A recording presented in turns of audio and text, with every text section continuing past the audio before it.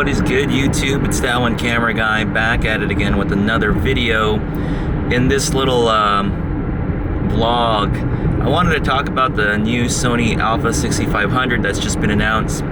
Obviously, I don't have the camera. It's really not in the hands of people right now at this time. But I just wanted to share with you how I feel about it, what the specs mean, and what does it mean for me down the line. First of all, let me tell you this.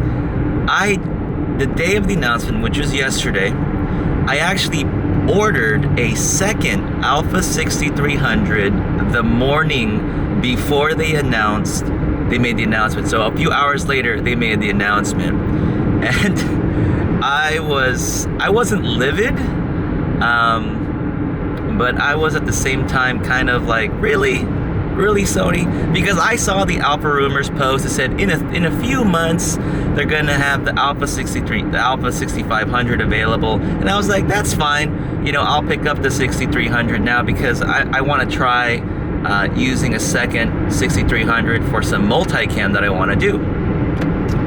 So what I'm doing is I'm trying to do some multicam recording of some high school football games.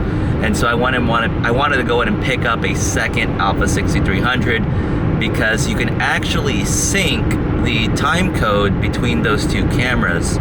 And so I was trying to get this setup going.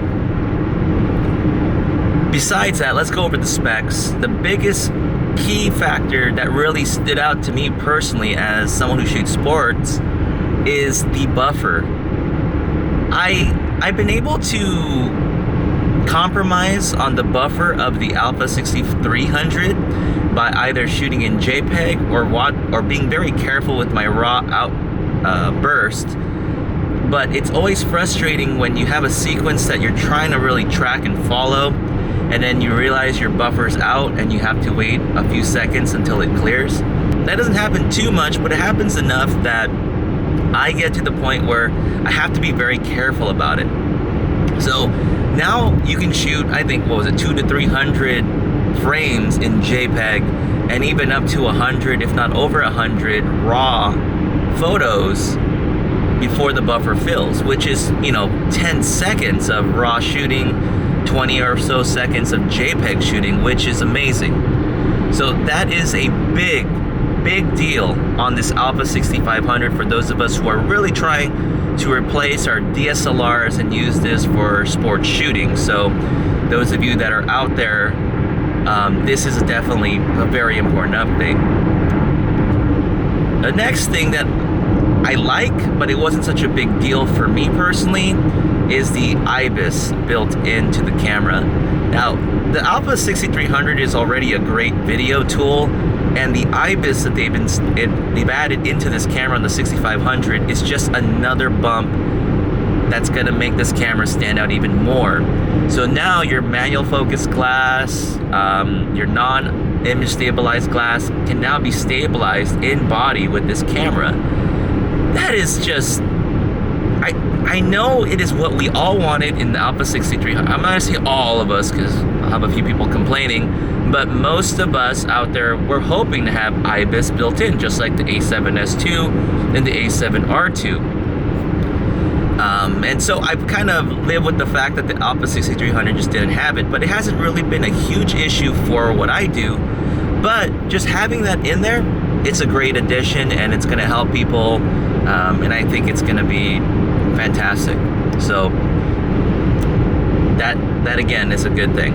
All right, the next one, this one's actually kind of important, is the touch to focus capabilities.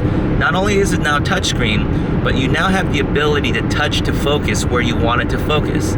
It's something the Canon system has always had, and they've done really well. We already knew the continuous autofocusing system of the 6300 was actually really good. But now with touch, you can control wherever that focus point goes. And I think Sony, thank you for finally doing it. Although it sucks, it's in another model, but I like what they're going, I like the direction they're going, and I'm pretty sure we're gonna see this happen in their A7 line of cameras finally. So this is just kind of like things to come for those of us that are following this. Other than that, those are the biggest key features that stood out to me on this camera. I am going to be pre-ordering this camera the moment it is available for pre-order. I want to try it out, test it out, and put it through its paces. People have said, hey, return your Alpha 6300. I'm going to keep it. If anything, I'll end up selling it. I'll sell it at a loss, not a big deal. But I do want to do some testing with two Alpha 6300s and also my A7R2 to do some multicam editing and multicam recording with the Sony cameras. Well, folks, that's all I've got for you in this video. Just let me know down below what you think about this camera. I know some of you are going to be frustrated, and you have every right to be, because these are sort of features like, man, this is kind of like a little bump in updates. These are actually pretty big, and it sucks.